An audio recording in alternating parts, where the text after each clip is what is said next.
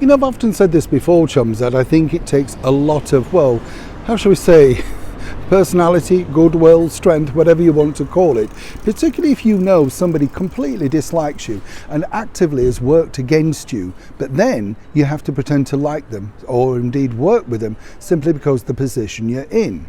You see, in the next couple of months, of course, we're going to be welcoming back for his second official state visit the President of the United States, President Donald Trump. This is unprecedented, but then, you know, why not? It's a great, real sort of thing for us to be able to show, well, Great Britain off to its best. Everybody loves a spectacle, and none more so than President Trump.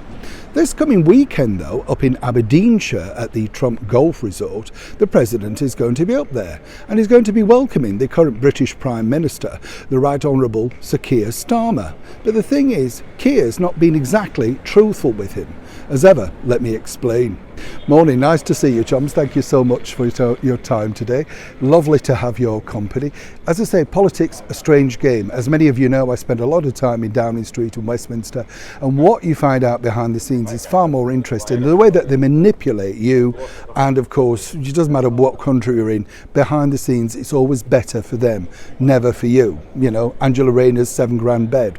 What are you sleeping on? You get the picture. But she's all for helping you, you know, that sort of thing. You get the likes of this man, Jonathan Reynolds, lied literally in Parliament, but suddenly is able to pop up on podcasts talking about how well he's doing. The guy's an outright liar. Rachel Reeves wouldn't know her own CV if it was presented to her. You know, this sort of thing. And it's interesting, isn't it? Because when you look at, say, a visiting dignitary, you have to think, well, you know, how will this work out?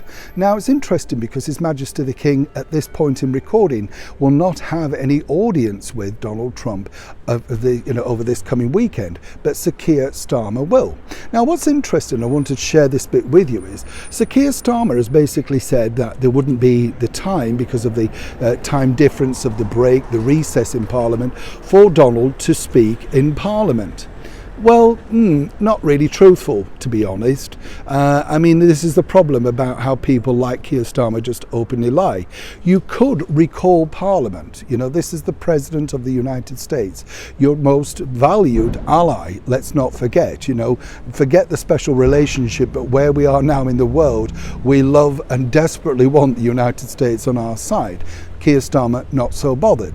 You see, he could recall them back, but the problem is this. Sadiq Khan, as we know, the Mayor of London, has openly said that he should prepare for people to be protesting in the streets. You get the picture. So imagine the Mayor of London, the person that you're in charge of as the Prime Minister, is allowed to go on the media and say things like that.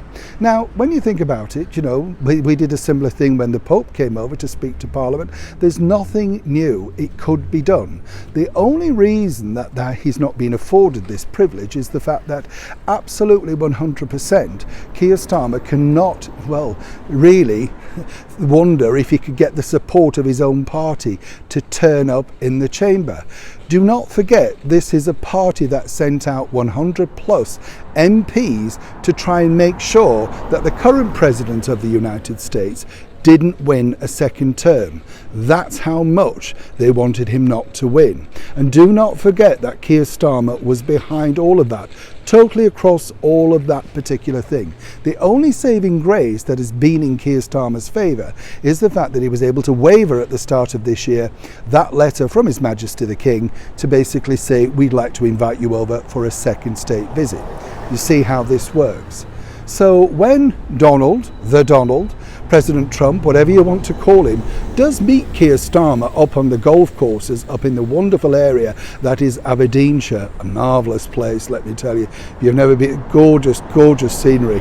And if you get the weather, an even better bonus. But even if not, still a wonderful place.